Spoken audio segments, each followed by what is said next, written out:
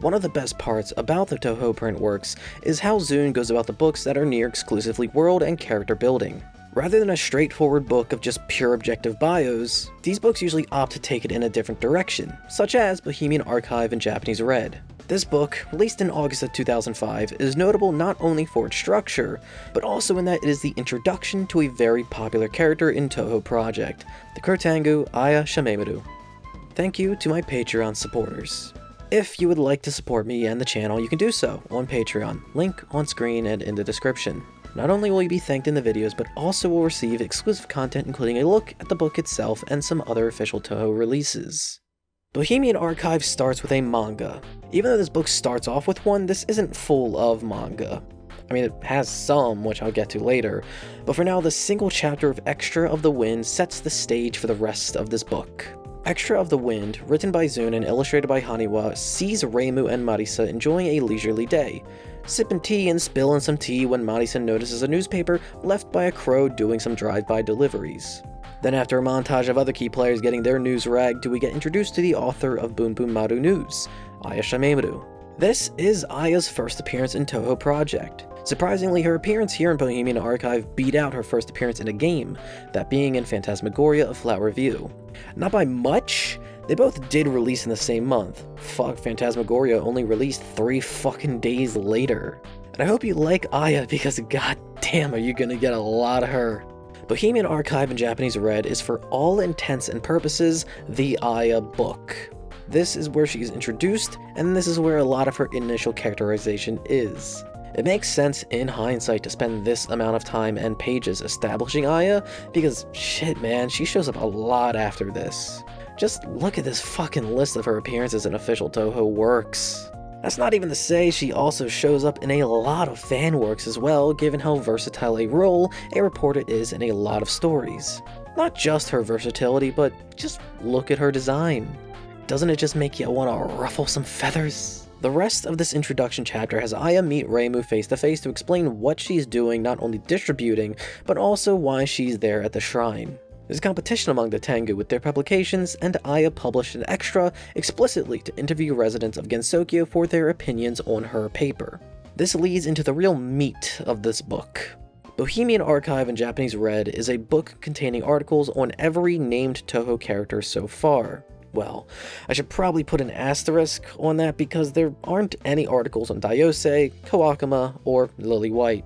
The first two because they are barely characters and those really aren't official names. We just call them that. Lily White because I don't fucking know why she's excluded, go ask Zune. And to accompany each article is a follow-up interview on the article's subject. Let's start with the article half. This side is stylized to look like a page straight out of Aya's newspaper. You've got the Boom Boom Maru logo, a headline, an illustration drawn by one of several artists, and a write-up on what is essentially a day in the life of Gensokyo. The main appeal of the articles is that they take a look at your daily life in these characters' lives. These articles pretty much serve entirely as world building and offers up some minor, yet still fun, stories about shit like Kaguya throwing an exhibition about the moon, Regal opening up a competing insect-based news service, or the Prism Rivers' performances. I gotta know, why is it that the Prism Rivers each get their own articles? But the 3 Fairies of Light are condensed into a single article. Why don't they get their own? The thing about these articles though is that they shouldn't always be taken at face value. All these articles are written by Aya, and through these articles, we not only learn about the articles' subject, but also an equal amount of Aya herself, as these can be incredibly fucking biased. To provide a spectrum on how subjective these articles can be, we should take a look at the articles on Mystia, Yukari, and Mei Ling. One probably the most objective of these 3 would be Mei Ling's article, which breaks down to, hey, there's some weird fucking flower shit going on with the red flowers turning white. I guess no one really knows why. Did this happen? Yes. This event is backed up as having happened by other characters. And there isn't a whole lot of bias going on in this article, as it begins and ends with, this is just the thing that happened. After this would be Mystia's article about her opening up an izakaya. Did this happen? Also yes. But when you read the article, you start to notice that Aya is really trying to sell this izakaya, as it has a starch position on not selling poultry. As a bird, Aya has interest in pushing this please don't eat birds position. So despite it being about real events, this article is just filled with bias. The last of these articles is on Yukari, where she, from Ai's perspective, beat the shit out of Ron. Did this happen? It's debatable. While the article is emphasizing animal abuse, the follow-up interview has Yukari insisting that it is just mere discipline. Both of these characters have their own biases and perspective on the same event, so it's really up in the air how severe Ron's treatment is.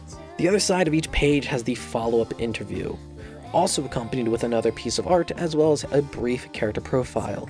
These interviews are where you can get a decent amount of characterization, practically all characterization for those who got thrown in the trash. Fuck man, when's the last time Letty was even thought of? This is probably the most words she's ever even said. A lot of these interviews can be pretty funny. One of my favorites is Yomu's, where we learn that she doesn't even get fucking paid and don't know shit about time off. She a broke bitch.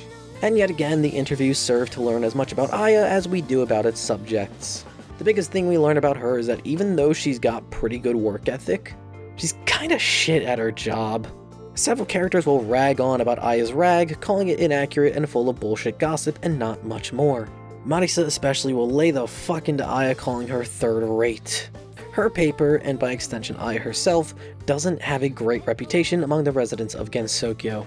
Interspersed throughout the book include small articles serving as a sort of guide to notable locations in Gensokyo. There's only 4 of these because Windows era Touhou is still pretty new, so there's not that many notable locations to make mention of.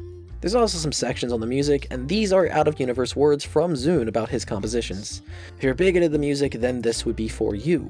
And there's also the occasional forcoma that I don't even know if it's translated anywhere. Like, all the articles, interviews, and manga chapters are all translated and are pretty easy to find, but in none of the translations I found included even mention of the 4 comas in this book. At the very end of this book, you get a series of 8 fan manga chapters. These have no involvement with Zune and are not official. They're all pretty short and range from comedy, Yuri, a taste of action, more comedy, more Yuri, and feet. So who the fuck is Bohemian Archive in Japanese Red even for? First and foremost, this is for sure not for someone just getting into the series.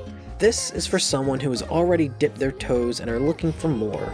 They played some of the games, maybe read a manga or 2, and are looking to get more invested. Either that kind of person, or Ayagooners. I'll let you decide on which of these 2 categories I fit in. I'd say I enjoyed reading this. It's not a long one, and it got some good laughs out of me. But again, unless you fit into one of the previous categories and the premise of in-universe articles sounds interesting to you, then you're probably better off sticking to the manga. But all in all, Bohemian Archive in Japanese Red is an interesting take on how to do world and character building, and I hope you consider giving it at least a look. Now if you'll excuse me, I'm gonna go back to gooning to Aya.